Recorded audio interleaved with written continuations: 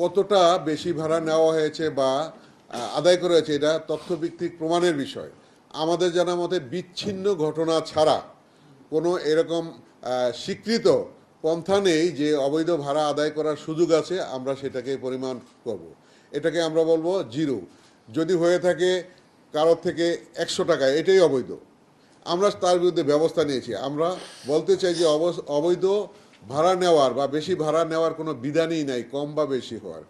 স্ব টার্মিনালের ভিতর থেকে এবং নির্ধারিত কাউন্টার থেকে, প্রকৃত গাড়ির কোম্পানির কাউন্টার থেকে যাত্রী যখন ভাড়া কাটবেন তখন এটা অ্যাকাউন্টেবিলিটি এবং কমপ্লেন এবং অনিয়ম হওয়ার সুযোগও থাকে না। যদি কোনো কর্মচারী করে তাৎক্ষণিক এটার প্রতিকার পাওয়া যাবে। বিআরটির একটা নির্ধারিত ভাড়া আছে, ওই যে ভাড়াটা 450 টাকা, সে অন্য সময় যায় 350 টাকায়, সে এটাকেই সঠিক ভাড়া ধরে নিচ্ছেন। কিন্তু 450 টাকা ভাড়া যে বিআরটির আছে, এই ভাড়াটা আসলে 350 টাকায় আমরা ডিসকাউন্ট দিয়ে অন্য সময় ওই পরিবহনটায় হয়তো ভ্রমণ করে।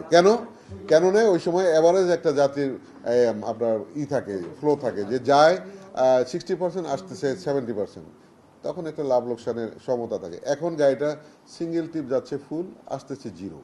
ফলে হয় কি 50% আমাদের অকুপেন্সি থাকে না।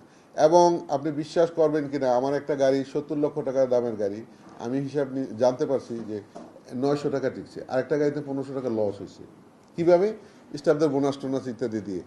তো ঈদের সময় কিন্তু মালিকরা লাভ করতে পারে না। কিন্তু আমরা এর জন্য বারবার বলছিলাম, আগেও বলছিলাম, তত্ত্বাবধায়ক সরকারের কাছেও বলছিলাম যে ঈদের সময় যদি আমাদের বাড়তি খরচাটা উঠে আসে, এমন যদি 100 টাকা আপনারা বা 5% বা 10% যদি ধরে দিতে পারেন, তাহলে এই অনিয়মগুলো অনেক কন্ট্রোল আরও বেশি করা যেত। অথবা ব্রিজ টুলটা যদি আমাদেরকে এক্সাম করে দিতে পারতেন যে খালি গাড়িটা আসতেছে, এখানে কোনো যাত্রী নেই, এটাও সরকার বিবেচনায় নিবে বলছিলেন, নেন নাই।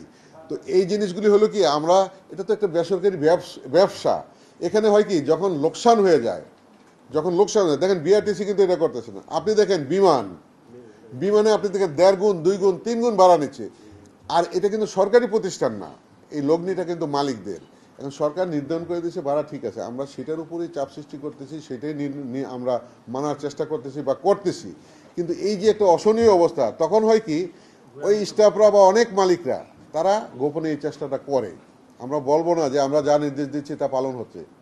কোনো স্বেচ্ছায় কোনো মালিক কিন্তু বেশি ভাড়া না নিতে চায় না। বেশি ভাড়া বলতে গেলে এখন সে যদি বিআরটি এর ভাড়াটা নির্ধারণ করা আছে ওই ভাড়াটা চার্জ করে, এটাই যাত্রী কিন্তু অনেক ক্ষেত্রেই বলে এটা বেশি ভাড়া।